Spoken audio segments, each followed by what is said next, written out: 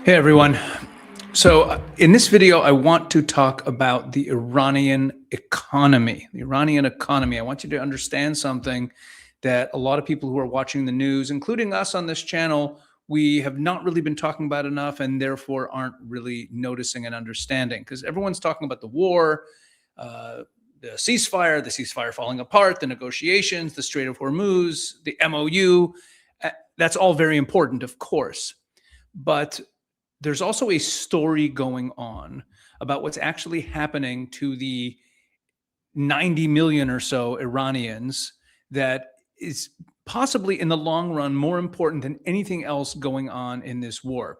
And it's the Iranian economy that is not just struggling, it's in catastrophic shape, the worst shape it's been in since the Islamic Republic came into existence in 1979, and it's not even close. It's not just bad, it's not just a rough patch, okay? It is historically bad. I'll walk you through all of it.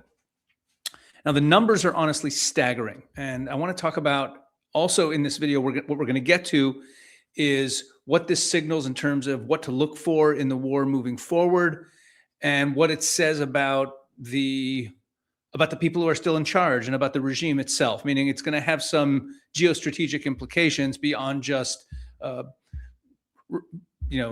being shocked at how bad the situation actually is. So let's start with something that a lot of people get wrong. A lot of people assume that Iran's economy is in collapse now because of the war that started on February 28th, which is not true.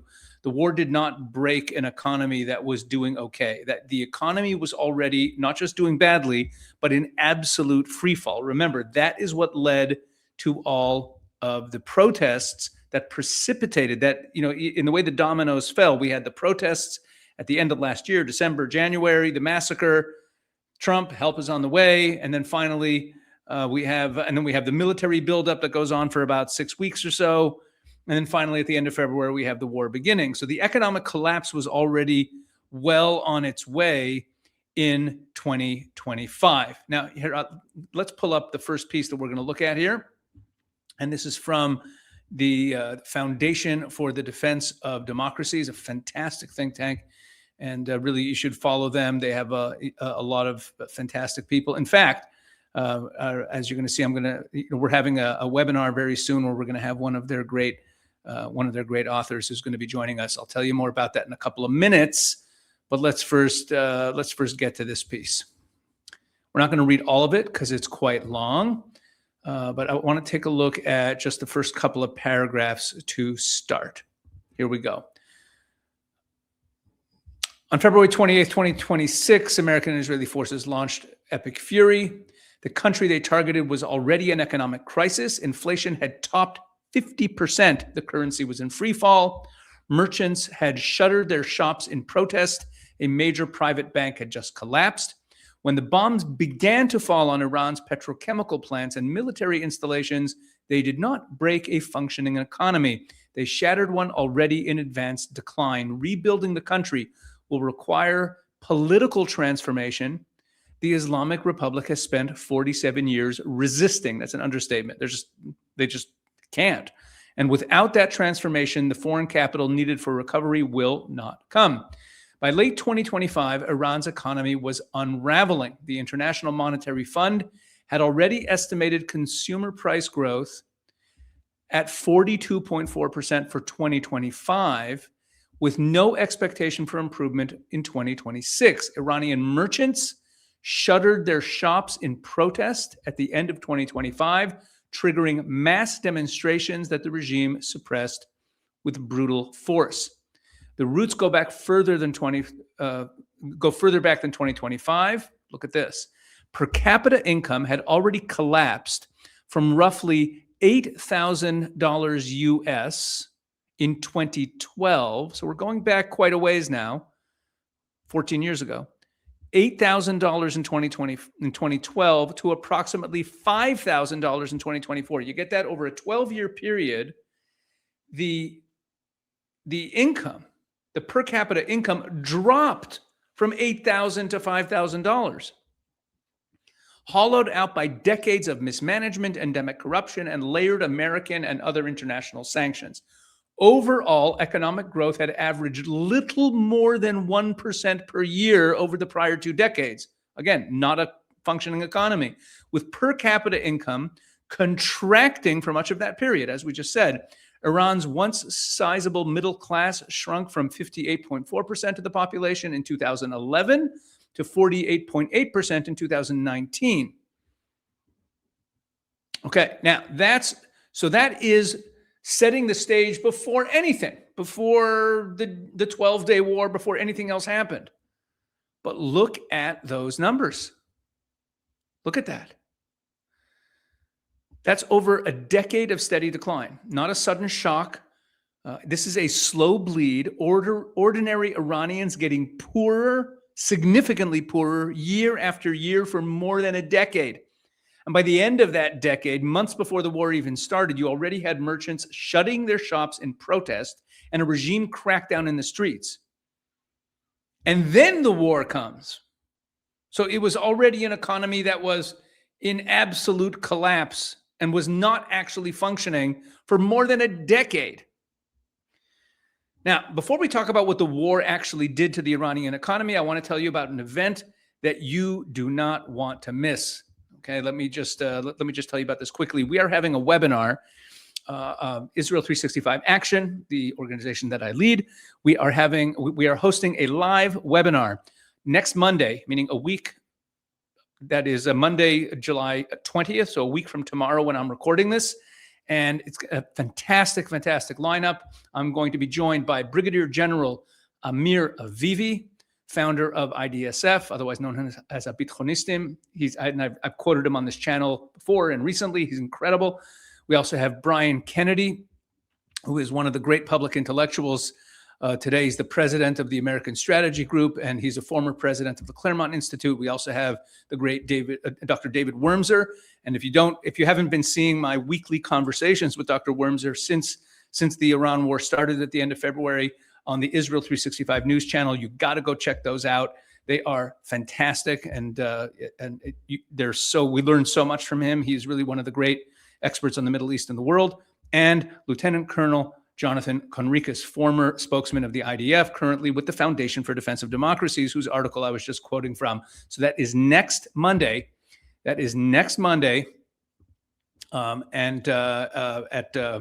1 p.m. Eastern, 8 p.m. in Israel.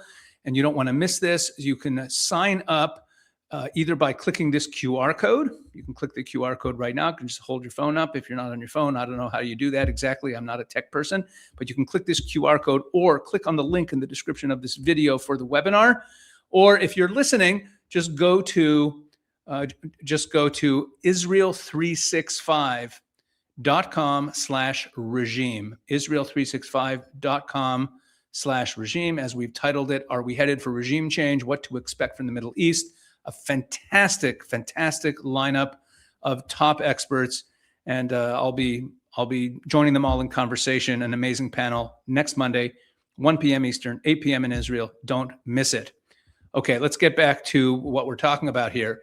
So let's talk about what 40 days of Operation Epic Fury actually did to and then the sanctions and the blockade that followed, what all of this has done to the already collapsing Iranian economy.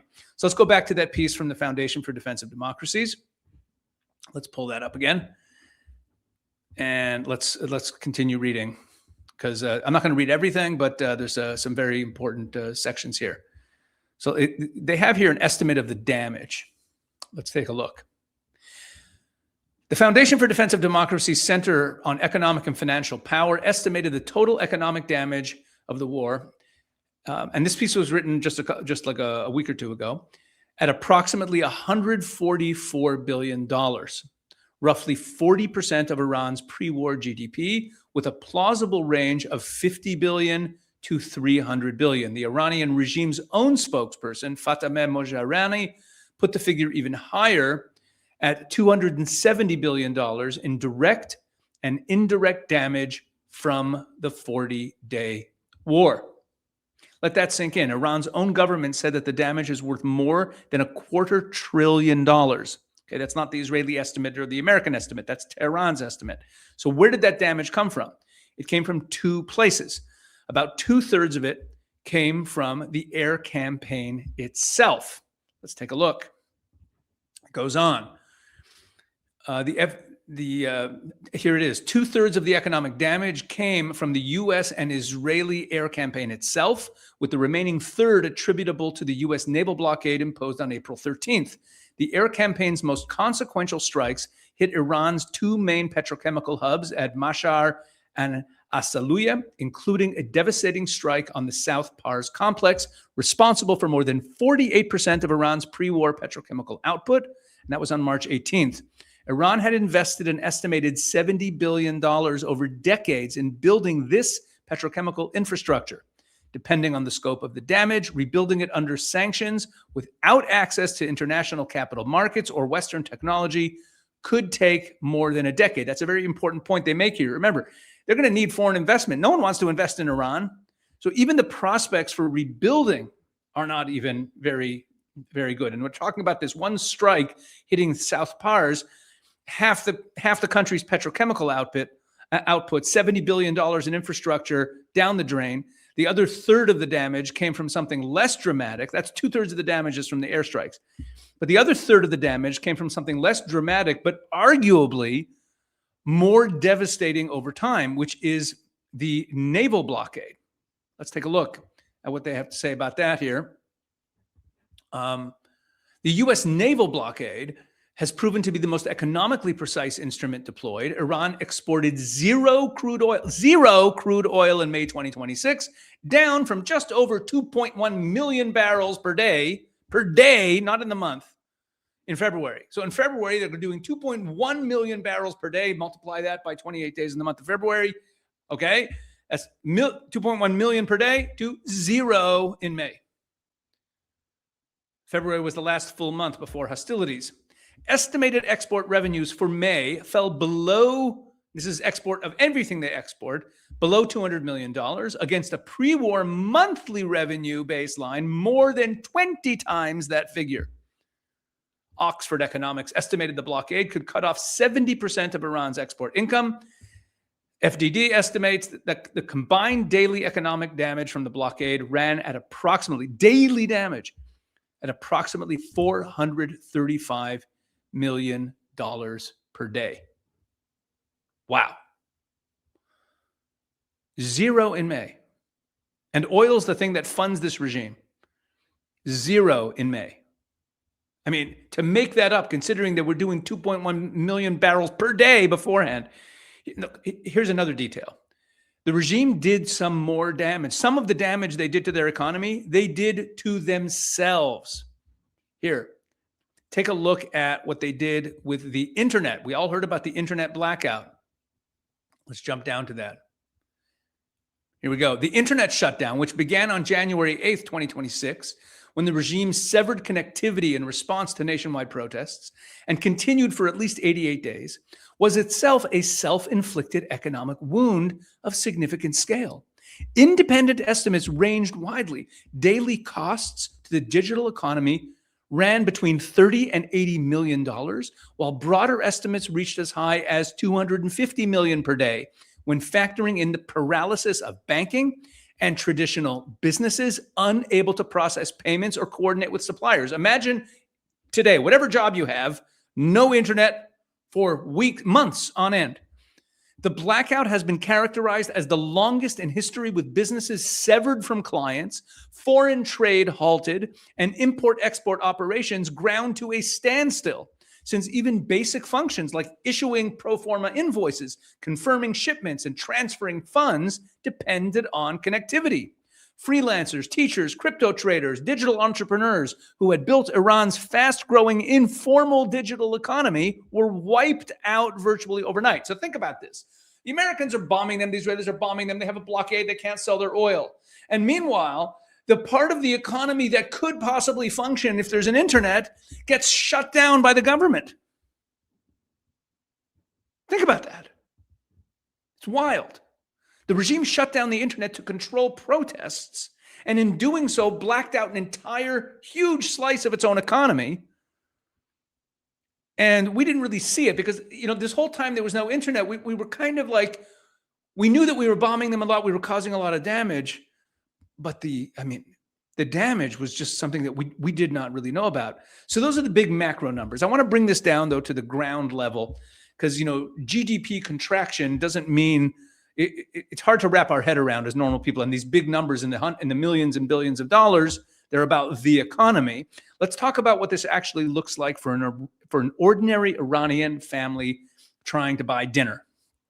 Okay, so here's a piece from a website called the Levant Files. And this is published yesterday. Iran's economic collapse deepens as food prices soar. Iran is grappling with an escalating cost of living crisis that has left basic food staples increasingly out of reach for ordinary citizens, according to a new analysis published by the Center for Strategic and International Studies.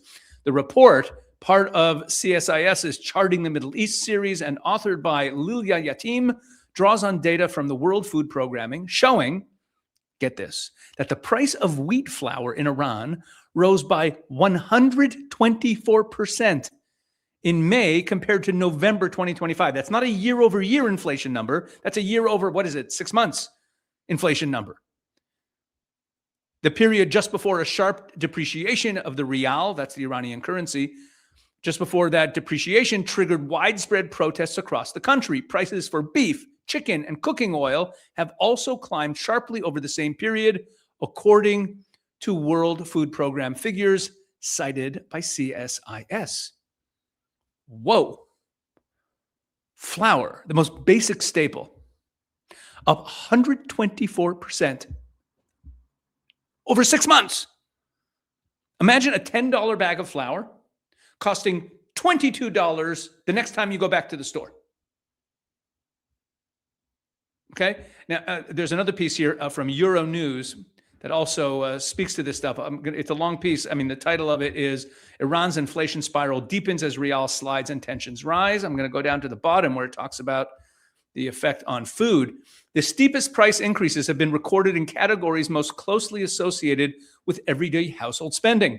Official statistics indicate that food prices have more than doubled compared with the same period a year earlier. Year-on-year inflation reached 173.8% for tobacco, around 178% for meat, poultry, and related products, approximately 152% for milk, cheese, and eggs, and around 139% for bread and cereals. That's not 39%. That's 139% for bread and cereals. That meaning 100% is it doubles. Then this is more. Non-food categories have also recorded substantial price increases. Prices for furniture and household equipment rose by more than 111%, while transport costs increased by over 103%. These figures suggest that the inflationary shock extends well beyond food prices. Alongside the rising cost of everyday essentials, households are also facing substantially higher costs for household goods and transport, further eroding purchasing power and placing increasing pressure on household budgets. Meat up 178%. That means if you spend $20 on chicken for your family, let's say last year, that same amount of chicken would be $56 today. Not $23 or $25. $20 of chicken last year, now it's $56. And the rest of these numbers are just as brutal. Dairy and eggs up 152%, bread and cereals 139%, tobacco 174%. I won't do the math out loud on all of them, but you get the idea. Every single category of daily life just exploded. Talking more than doubling prices on everything. But it gets even worse. Wages fall behind the cost of living. One of the clearest consequences of sustained inflation is the widening gap between wages and the cost of meeting basic living expenses. According to the Iranian Labor News Agency, the official minimum monthly wage for the current year was set at 166.255 million rials, which is approximately 85 euro. While representatives at a meeting of the Supreme Labor Council on 13th March 2026, that's a couple months ago, estimated that a minimum household living basket would cost around 450 million rials, which is approximately 225 euro per month. On this basis, the official minimum wage, listen to this. Let's slow down and read this. The official minimum wage covers only around 37% of the estimated cost of a basic living basket, leaving a shortfall of approximately 63%. This is insane. If you work a minimum wage job in Iran right now, your entire paycheck covers barely a third of what it costs to feed and house your family. Imagine working full-time and your whole paycheck only gets you a third of the way to just surviving. You need 3 jobs paying that same amount to break even on groceries and rent. And most people don't have 3 jobs to work because jobs have been wiped out. Here, let's go back to the Levant Files piece. Let me show you something else in here.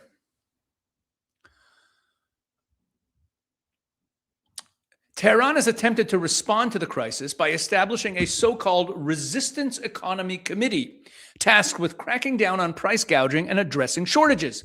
Despite these measures, CSIS noted that hyperinflation and scarcity have persisted, forcing Iranians to wait in long lines for government-subsidized bread and to cut back on meat and dairy consumption. Oh. Wow. Oh, wait, let me read another paragraph here. Here. The outlook offers little relief. CSIS cites International Monetary Fund projections, estimating that Iran's inflation rate will reach 68.9% in 2026, the highest level recorded since the 1979 Islamic Revolution. The combination of soaring inflation, currency depreciation, rising costs, continued economic sanctions, CSIS warns, risks deepening food insecurity and broader humanitarian strain, posing a significant challenge for the Iranian government once the war subsides. As if they would care. Let's take this all together before we get to where the Iranian regime is on all of this. They set up a committee. That's their answer to this. They're not opening up the economy. They're not redirecting resources towards the people. No. They set up a committee to try to control prices, to berate the merchants while people wait in bread lines. And remember, this is happening with inflation now, the worst it's been since 1979, 47 years. Every war, every economic crisis, every round of sanctions this regime has lived through.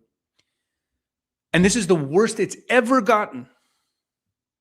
Now, here's where I want to make the point that I think actually matters most in this entire story. You'd think that a regime facing this level of human suffering, right? Bread lines, 37% wage coverage, the worst inflation in history. It would you'd think it would, like, out of panic, to survive, that it would reorient itself towards fixing the economy, at least putting some Band-Aids on it, do something to stop the bleeding, cut military spending, perhaps. Remember, this free fall was already happening after the 12-day war.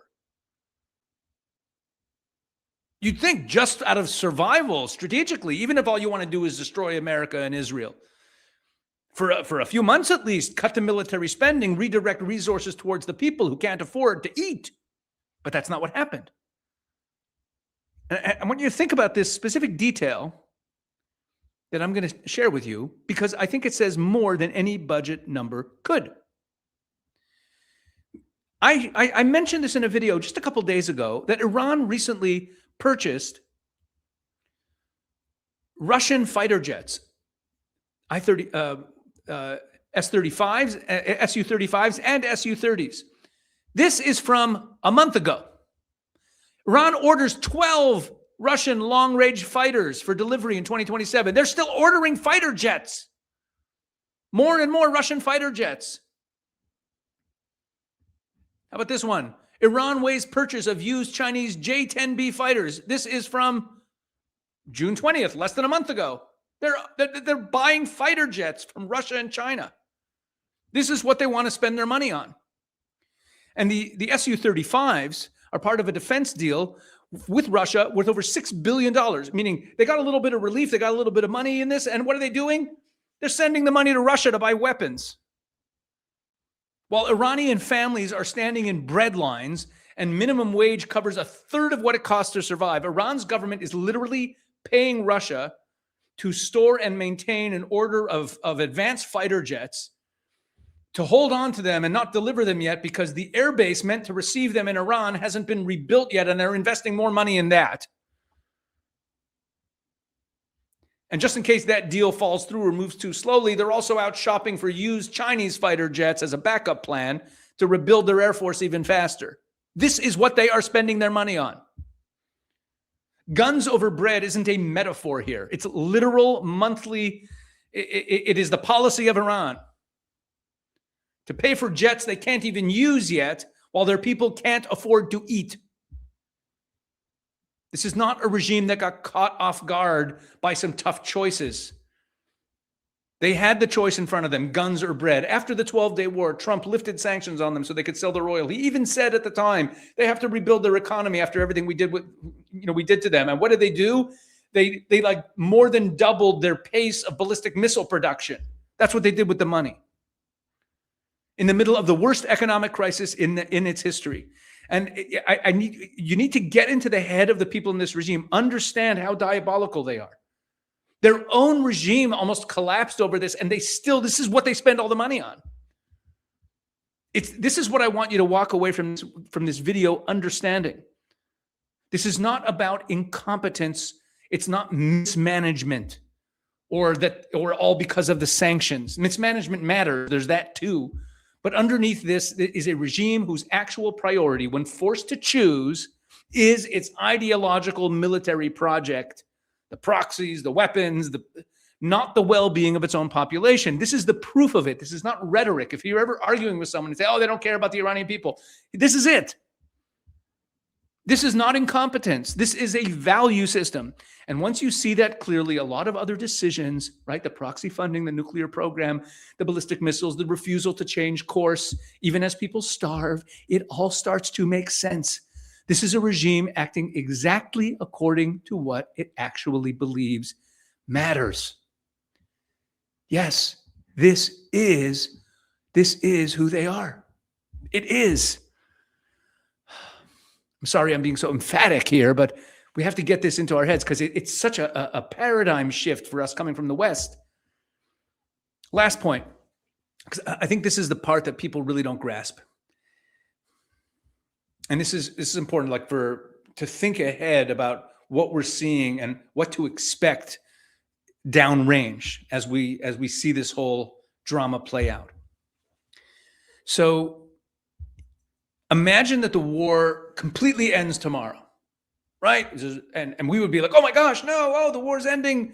The regime is still there. Imagine a deal gets signed and America walks away. Iran is nowhere near recovery. All the problems I laid out to you here are nowhere near getting solved. It's not like there's foreign investment coming in. Let's actually go back to the FDT piece. This will be a good way to end us off.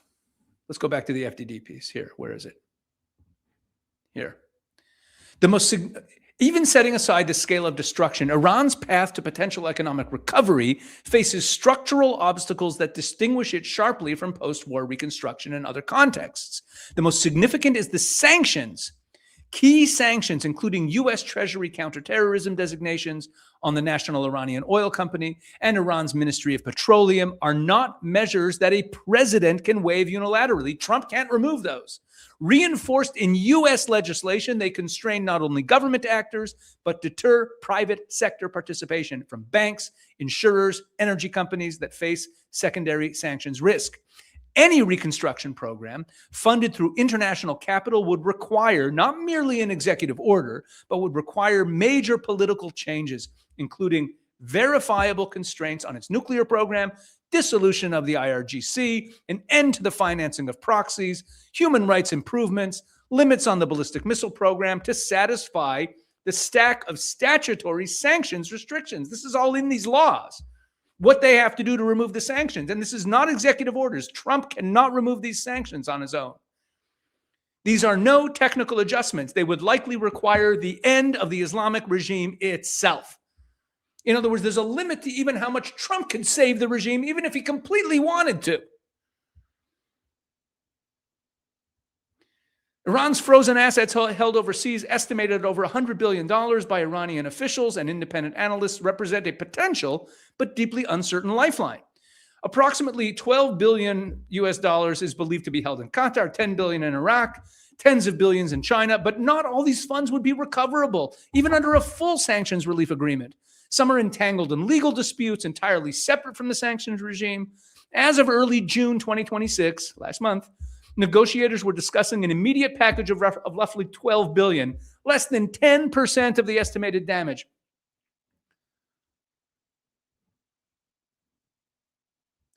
The IMF's April 2026 World Economic Outlook projected Iran's economy will contract by 6.1%. That's crazy. I mean, like growth or contraction of 1% or 2% is already, these are already big numbers. Contraction of 6.1% in 2026 with an inflation rate of 68.9%. Senior Iranian economic officials have reportedly warned President Pezeshkian that restoring the war-affected economy could take more than a decade. More than a decade. You see what's happening here? The kind of sanctions relief that would actually let Iran rebuild isn't something a president can sign away. It's built into law, and unwinding it requires changes this regime has spent decades refusing to make. And it talks about, $12 billion might be available here. And we're all like, we're going to unfreeze $12 billion in assets.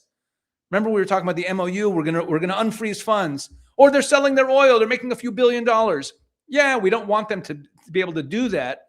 But against the damage the regime itself values at over $250 billion, it's not even close to a down payment on fixing things. And here we read that Iran's own officials, the people inside the system, are telling the president that this could take more than a decade. Okay, last excerpt from this piece. Here, where is it? Donya Ektisad, an Iranian business newspaper, which is currently offline, laid out a 4-stage domestic reconstruction model this month. First, macroeconomic stabilization through currency reform and budget consolidation. Second, institutional reform, including anti-corruption measures over 5 years. Third, development of non-oil export sectors over 10 years so that you can diversify the economy. And fourth, a gradual transition to a market economy over 12 years. Very nice. The publication acknowledged, frankly, that Iran requires a native reconstruction model, one adapted to its specific political conditions, rather than any imitation of post-war cases like Germany or Japan, which were rebuilt with open access to international capital and genuine institutional reform. In other words, no one's going to come to their rescue. Iran's own financial newspaper's own roadmap, and it openly says that it can't follow the model of Germany or Japan because those countries had access to capital markets and real institutional reform because they surrendered. The evil regimes went away. But Iran, by its own admission, doesn't have either of those things, and it isn't on a path to get them. So here's where this leaves us. Let's bring this to a close, finally. Before the war, already during the worst economic conditions in decades, during the war, $250 billion in damage by the regime's own count. And right now, the worst inflation since 1979, minimum wage covering a third of survival costs, bread lines, and in the best case scenario going forward, a decade or more before any real recovery, and only if a regime that has spent 47 years refusing to change actually changes.